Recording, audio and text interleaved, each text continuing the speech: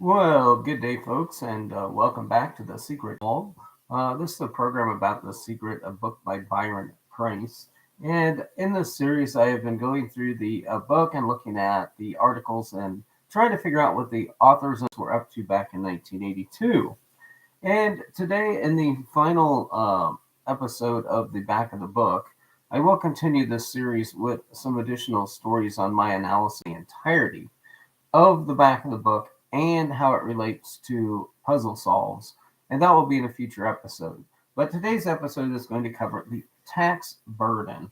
The tax burden, only otherwise known as the inflatus stagflatus. And so I think we're also, kind of talking about stagflation. And so I need to look that up. So the term is, they're talking about stagflation, and this was a term that was kind of coined back in the 1980s, and it was the high inflation combined with high unemployment and a stagnant demand in the country's economy, and so it's a result of money being pumped into the economy, and uh, the economic output not increasing. The term is generally attributed to Ian MacLeod, who's a British Conservative Party member and Chancellor of the Exchequer in 1970. It was in a 1965 speech to Parliament. Uh, John Maynard Keynes did not use the term, but some of his work refers to the condition that most would recognize as stagflation. And so this was something that was happening in the 1970s. You may want to get familiar with stagflation because I think we might move into another period of stagflation here shortly in our own economy.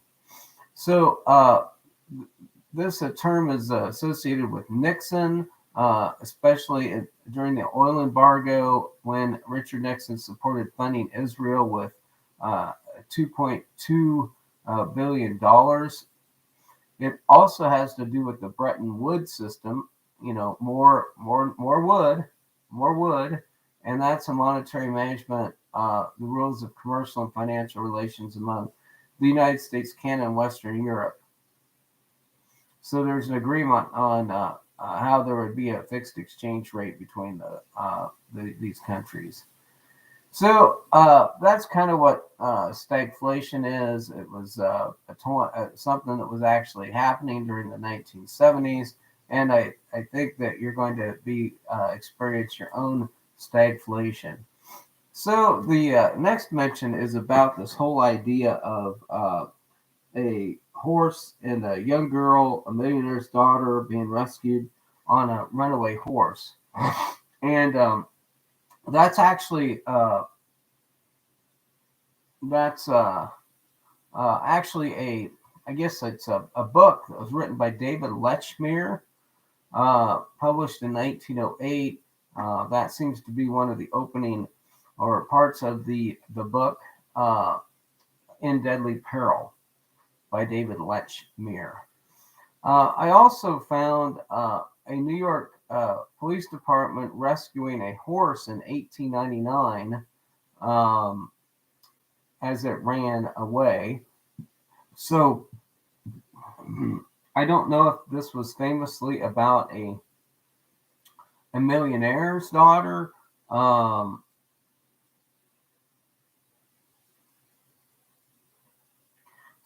But this was in a magazine called Frank Leslie's Illustrated New York Paper, and on the front cover is a picture of a woman on a horse being rescued by a police officer in Central Park, and it appears that this happens right under the bridge where the Balto statue is currently today. So you can buy a copy of that on eBay if you like right now for $16.95. And that's Frank Leslie's Illustrated Newspaper, where it shows a millionaire's daughter being rescued by a New York City police officer in Central Park. So when they start talking about spectacles in the specter of things, I'm pretty sure they're talking about Arlen Specter. Because they mentioned Spectre, Spectre, and Spectre. A Spectre is haunting Europe, a Spectre this, a Spectre that. So I'm pretty sure they're talking about Arlen Specter. He was an American lawyer, author, politician, served in the Senate from Pennsylvania. He first got elected in 1981. He was a Democrat from 1951 to 65, and then a Republican from 65 to 2009, and then he switched back to a Democrat.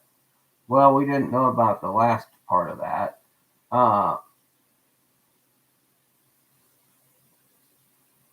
So I think they might be talking about Arlen Specter here. Arlen Specter's face on it. And remember, we talked about the right wing Sylph and the left wing Trog and the party switchers and all of that. So that's why I think maybe we're talking about Specter. He was born in Wichita and he graduated from the University of Pennsylvania. He was in the Air Force.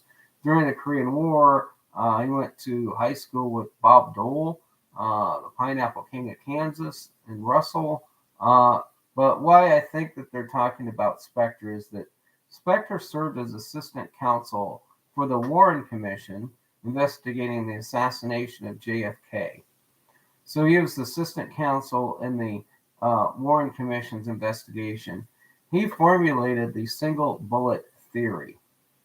In 1965, Specter was elected district attorney of Pennsylvania. So I think they're talking about Specter's time when he served as the co-counsel, assistant counsel on the Kennedy assassination. And that's why we bring in the Specter and the spectacle of it all. So the reason I also think this is Specter is because Specter is the youngest child of Lily Shanine and Harry Specter, who grew up his father grew up in Bakhurian village of Cherkasky Oblast, Ukraine, and Specter was Jewish. He wrote in his memoir that his father's family was the only Jewish family in the village. Okay, so he lived 940 South Emporia Street in Wichita before moving to Russell, Kansas. So the reason I'm pretty sure that they're talking about the spectacle, the Specter, and the reason I'm pretty sure it's Arlen Specter is because of Ukrainian Jewish roots. In 1953, he married Joan Levy, and she was a former member of the Philadelphia City Council. And there's some possible Levy connections to the New York puzzle. If you like that New Amsterdam area.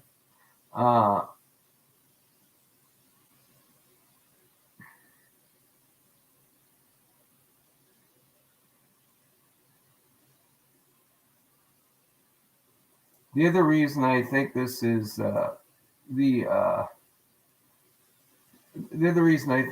Arlen Specter is because he famously represented Ira Einhorn. So Ira Samuel Einhorn, also known as the Unicorn Killer, was an American convicted murderer and environmental activist. He was convicted of murdering his ex-girlfriend, Holly Maddox. On September 9, 1977, Maddox disappeared following a trip to collect her belongings from the apartment she and Einhorn had shared in Philadelphia. 18 months later, police found her partially mummified body in the trunk of Einhorn's closet. After the arrest, Einhorn fled the country and spent 23 years in Europe before being extradited to the United States.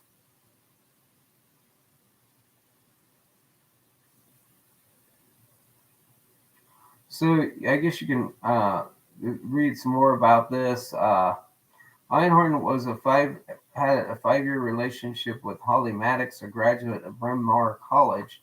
We ran into that one before. It's like a Quaker institution.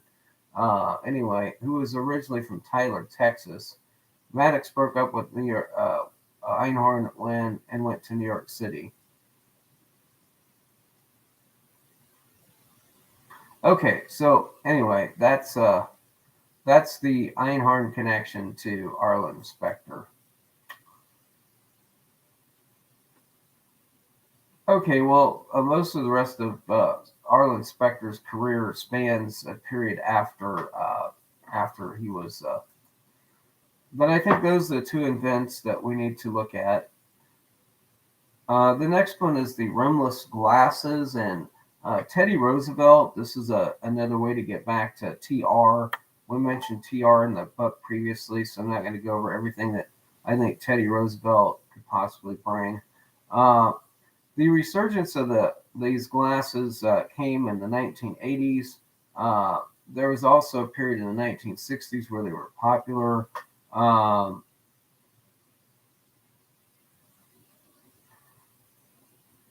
So I don't know if The Thing had been released by the time the book came out. But The Thing is the 1982 American science fiction horror film directed by John Carpenter from a screenplay by Bill Lancaster based upon John W. Um, Campbell Jr.'s novel, Who Goes There? It tells the story of a group of American researchers in Antarctica who encounter the Thing. So, if you like the fact that that runaway horse was in Central Park near a bridge where the Balto statue is, and you believe that the Thing was released before, they could be wrapping up the whole puzzle for you if you like the Balto statue, the Alaska information, Seward's Folly, which is mentioned again in this article. And so, since they're mentioning the Seward's Folly again in this article, Alaska, and I found here the book The Thing, which is directly referenced in the back of the book, The Thing, which is another Antarctica-based idea, then perhaps you're putting pretty solid evidence that the Central Park runaway millionaire's daughter, the Balto statue, and the whole story of Balto, and it, and all of the mentions of like Jack London's previous mention of the stories that Jack London wrote about Alaska, the Call of the Wild, the one that's the story that's narrated in Alaska about a dog, the other man-dog companion stories that have been mentioned previously. It could pretty much be wrapping up your location in Central Park by telling you about the runaway horse. So the gnomes of Zurich, and I mentioned this earlier, but the gnomes of Zurich is just another reference to the financial speculation. So this is again bringing you back to the speculation, the spectacle of it all, and it has ties to uh, George Brown, and so George Brown is bringing you back to Brown basically, um, and so you may have a solve that occurs at a Brown location, uh, and he is the one who kind of coined this term. Uh, so this term uh, kind of began back in that period of time. So so a few of the bankers started answering their phone, gnome speaking, and the reason they might be doing this is because the gnome is, I believe, Nome, Alaska has a lot to do with the Balto story, and maybe they're just trying to tie in the Nome of Zurich to being the actual city of Nome, Alaska, and telling you need to go back and look at the Balto story some more to get you to that location in Central Park where the runaway horse was. In 1966, T.R. Fehrenbach also used this phrase.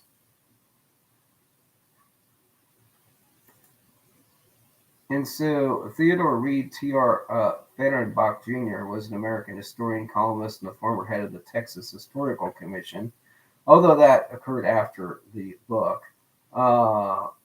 And so he was writing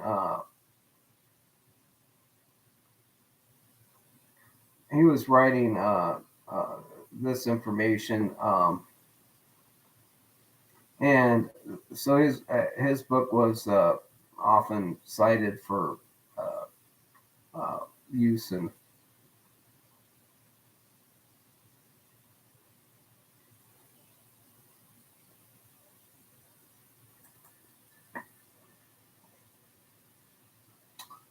So what else? The Gnomes of Zurich is also the name of Steve Jackson's card game of conspiracy, a specified amount of megabucks, the game's currency. And so, since you've got a troll or a gnome here carrying a big bag of loot, and it looks like he's picking them up off of the ground as if he's collecting them, I'm thinking that maybe this has to do with the Gnomes of Zurich are one of the playable factions of this Steve Jackson's card game conspiracy Illuminati. So I'm wondering if Stephen Jackson, we do know that Jackson Street is actually the important information as to where to find the cask in Chicago. So the Illuminati is a card game made by Steve Jackson Games, inspired by the 1970 book The Illuminati Trilogy by Robert Anton Wilson, and it's a tongue-in-cheek take on conspiracy theories. It contains groups of names similar or real-world organizations such as the Society of Creative Anarchism and the Symbionese Liberation Army. Well, we ran into the Symbionese Liberation Army when we talked about Patty Hearst, and Patty Hearst turning from a kidnapped daughter to an active member of the SLA. And so we are talking about that. This is talking about conspiracy theories. We've circled around JFK a few times in this book and his assassination. We have Arlen Specter in this article who served as co-counsel and developed the single bullet theory. And so there's a lot going on in that last image figure. You know, it almost makes me think that we're talking about a single bullet, that those drops of water are bullets, and maybe that image isn't even about New York, and maybe it's about Dealey Plaza. Maybe it's about JFK. Okay, so Robert Anton Wilson, born Robert Edward Wilson, was an American author, a futurist, a sociologist, psychologist, self-described agnostic, and a mystic. He developed the Episcopopus, Episcopopus, and Discordianism are two of his things. He was editor of Playboy magazine, and he was a countercultural figure in the 1970s, along with people like Timothy Leary and Terence McKenna. And we've already talked a little bit about Timothy Leary. So this dude, he's another Edward, by the way, Edward and Edwina, named after him. So he was born in Brooklyn. He spent his early years in Flatbush, but then his family moved to Bay Ridge. So this likes to confuse you even more if you like us in the Verrazano Bridge area of Bay Ridge, or maybe in the Bath Beach area, somewhere in there. But so this guy was born with polio, and he got treated by a controversial treatment from the American Medical Association, which we just mentioned in the one or two articles before, poo-pooed and said, no, that treatment won't work. But he got better by this treatment that the American Medical Association said would not work. Perhaps he was using some sort of holistic medicine. Uh, and so Elizabeth Kenny was a self-trained Australian bush nurse who developed an approach to treating polio that was controversial. Her method promoted internationally, well, I'm not sure exactly what the treatment was. I have to look this up. Um, hmm. Her polio treatment method. So, how did she treat it? Developed her clinical method and gained recognition. She was strongly opposed to immobilizing children's body with braces. She requested permission to treat children in the acute stage of disease with hot compresses, but doctors would not follow that until after the acute stage of the disease or until tightness. Kenny used the word spasm much later. Uh, she instituted a careful regime of passive exercises designed to recall function in unaffected neutral pathways, much as had been done by Maud Robinson. So these therapeutic techniques, I guess, started to make claims that, by moving these immovable limbs and exercising them, yeah, I don't know. I think that may be a dead rabbit hole. So back to the Illuminati trilogy, which was, the book that came out of that idea. So if you like this idea of the Illuminati trilogy, it's basically three parts. View this three. These are the three stories of Mitchell. No, they're not. The Eye of the and the Period is the first two books, and then the Golden Apple is the third and the fourth book, and then Leviathan, maybe it's Levi Strauss, maybe it's Arthur Levy, part of New York, but the Golden Apple, I'm pretty sure, is Avalon. And I haven't figured out who the eye in the pyramid is. Maybe that's just Oswald's eye looking down over Dealey Plaza. But anyway, so it takes us to the Illuminatus trilogy.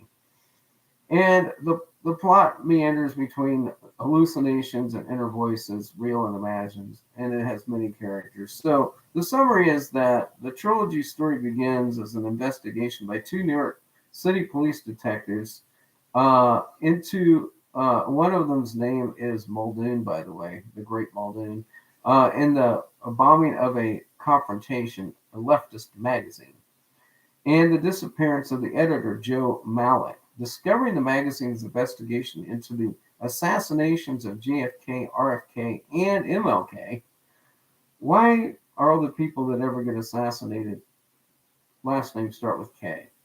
Okay, the two follow a trail of memos that suggest the involvement of powerful secret societies, one of them being a right-wing mad dog named Texas. Texas has drug problems, he's arrested, then the story moves to Las Vegas. Then we talk about human sacrifice, the evil scheme uncovered late in the tale is an attempt to emanitize the echelon, a secret scheme of the American Medical Association, an evil rock band to bring about a mass human sacrifice. Well, this all ties that all. So what the Illuminati book is basically bringing together the American Medical Association mentioned earlier to the Jonesburg massacre, and eventually it takes you to Woodstock, and then it the Leviathan is a sea serpent noted in theology and mythology. It is referenced in several books of the Hebrew Bible, and so then it takes you to the sinking of. So I guess these three books basically wrap up the whole entire Seeker. So I don't know. So I talked about T.R. Fehrenbach. I talked about that guy. Oh, I don't know. I ran into the veneer mill in this article, and that was a Massachusetts connection. And I read about stagflation.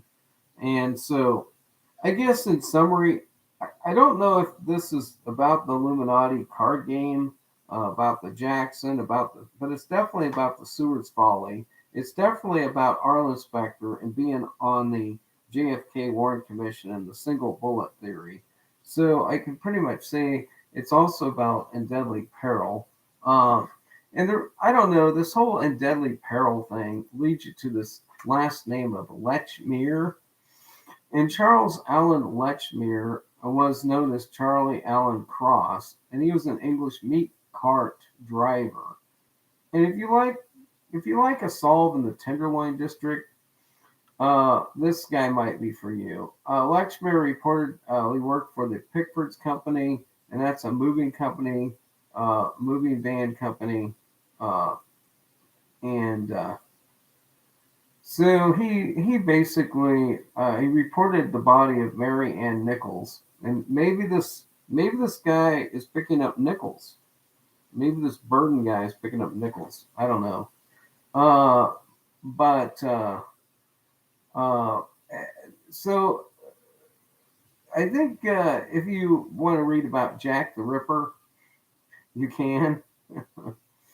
But anyway, at the time they didn't necessarily know that this guy might have been Jack the Ripper, but uh, he actually became a suspect for these murders. So there's that guy. Um,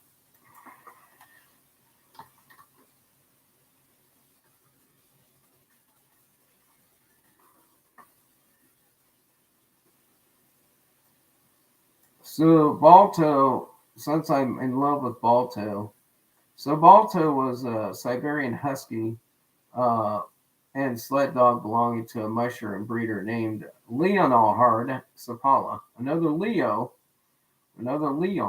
Uh, a Leo, by the way, a Leo is Lee Oswald.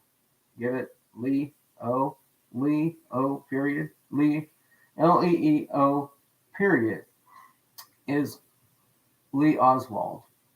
Well, anyway, uh, it was a sled dog driven by Gunnar Hassan on the final leg of the 1925 Serum Run to Nome. So maybe they're just trying to get you a gnome mentioned here, and a horse that a millionaire's daughter was riding in Central Park that broke loose, and to get you the right place. Uh, so in 1925, the team, which had left behind and they would be needed, led by Fox and including Balto among others, was handed the serum package by Charlie Olson, good old Charlie Olson in Bluff. They arrived at the port safely shortly thereafter, where the final leg of the relay was to begin. Well, anyway, so they put up this statue in Central Park for this heroism of the scrub dog uh, that helped save the gnomes. And so maybe that's why we've got the gnome thing and the nomenclature and the gnome this, the gnome that. Maybe they're just wanting to end the dog stories. So I've always kind of liked my Balto solve idea. This this thing that's lashing it onto the top actually has some detail in it. It has a bell in it, by the way. Don't know if you noticed the image has a bell in it, and that one thing is a staff. It's not really a strap once you get to the top. Um, so there's that. Um, so I guess that's going to about wrap it up for the series on the back. I think I think we've learned a lot by going through these pages, seeing who is referenced, what locations might be relevant, why certain information was put into the book. Um, The sculptor of Balto, by the way, is Frederick George Richard Roth, and he was born in Brooklyn. Maybe this is the rich doctor guy. Uh, he also has another statue called the Horse Tamer. Certainly, that girl, had she had her horse tamed appropriately, would not have had the problem. But so Roth won awards at the Pan American Exposition in 1901 in Buffalo, and the Louisiana Purchase Exposition in St. Louis, and the Pan American International Exposition in San Francisco, uh, and then another one at Buenos Aires. He died in his home in England, New Jersey on May 21, 1944. Other works include a Kit Carson Monument in Trinidad, Colorado, the Mother Goose Monument in Central Park, the Justin Morgan Monument in front of the University of Vermont, the equestrian statue of George Washington in Morristown, New Jersey, and mining, a pediment on the Department of Commerce building in Washington, D.C. So, diphtheria, I think can lead to blindness. And so maybe that's why that one part of that image is in the background. Okay. All right. Well, I'm going to wrap this up, and I'll do one more show on just tying together all of the ideas in the back of the book and how they might help us in solving the puzzles. And then next, after that, I will start going through and relating all the ideas I presented from the back of the book into succinct solve locations, in such places as Catalina Island, Mount Ada, and Avalon. I'll show you how the patent information and all the other information I presented concerning Keys Park, the patent library, and Fort Knox makes sense. And I will also lead you to Kansas and show you how I believe that there's a cask in Kansas that could be in one of either Wichita, Lawrence, Topeka, or Kansas City, based upon which the clues in the back of the book that you use. I will also show you how the information in the back of the book leads you to Cherokee Park in St. Louis, which is close to the preservation caves that used to charge a toll at the DeMille Mansion, next to the Limp House, across from the Polish church, adjacent to the old shoe factory that is in the general vicinity of the giant horses Clydesdales used to pull the Budweiser wagon. And it's just a matter then of determining which the swing set, whether you want to dig under the pole or whether you want to dig under the seats, and how the jumper, the guy that tried to land on the arch didn't quite make it, and how that's a swing and that there needs to be some swinging motion. I will then take on the challenge of perhaps placing the clues in the back of the book at the H of the Hollywood sign, and how a person who jumped off of the Hollywood sign could potentially be hidden in the back of the book. I will take you then to Dealey Plaza, where we will then explore the possibility that one of these stories is about the JFK's assassination. Oswald Lee O. After all, the people haven't explained the lion, the lion, in the image because they wanted to associate it with a different image. And then I'll explain how Lucy and all the Lucys in the book form a coherent Lucille Ball solve in the Jamestown, New York, Celeron area. And then I may also pursue the idea of the Florida solve around Orlando because of all the mentions of the actors and people who are from that area of Florida. And I haven't quite decided on the specific location I'm willing to jump into for that particular solve. I was originally assuming that solve was around the Seminole Indians Florida State University location of Cascades Park, the prime meridian marker. Uh, I'm now pursuing a couple of solve ideas around Clearwater, Florida, and also a monument that has rocks from different parts of the country. I am then going to try to figure out if a 3 Mile Island solve for the puzzle that has to do with the bad nuclear accident there, which is mentioned 4 times in the back of the book. If there's any way in which that would be a potential solve location, as well as Flushing Meadows and the tennis courts at Flushing Meadows.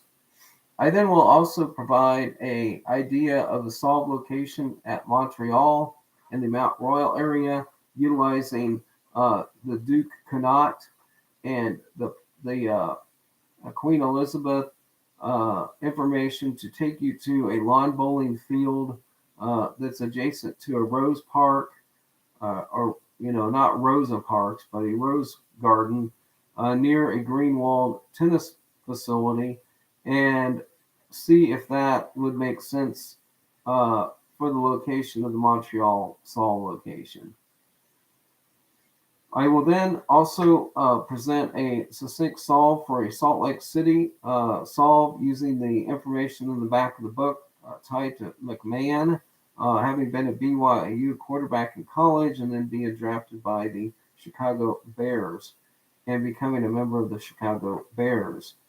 In addition, all of the other Mormons, and I will show how that the Searstone walking stick, and I will point you to the actual statue of Brigham Young, who has an arm extended, and who, if you follow the directions appropriately, will get you to Abravanel Hall, where you will just merely need to take one branch of the V in order to figure out where that one is actually located. And then finally, I will show you how all of the currently solved locations, Chicago along Jackson Street, Cleveland along Liberty Street, and Boston along Commerce Street, can be linked directly to information in the back of the book. Specifically, Commerce Street is a direct reference to the gnomes of Zurich. Liberty is shown in the back of the book in a number of different places, as well as, and then Chicago has the 222 tattooed on the neck area, and it matches to the lane 222. You'll see an arc of lights, and how you can directly link street addressing information in the 3 previously solved puzzles to get you to the exact location in which to start your final search and approach. So, with that, I appreciate everybody who has watched this series so far and has made comments in the chat. I look forward to future presentations, and I hope everybody has a great day.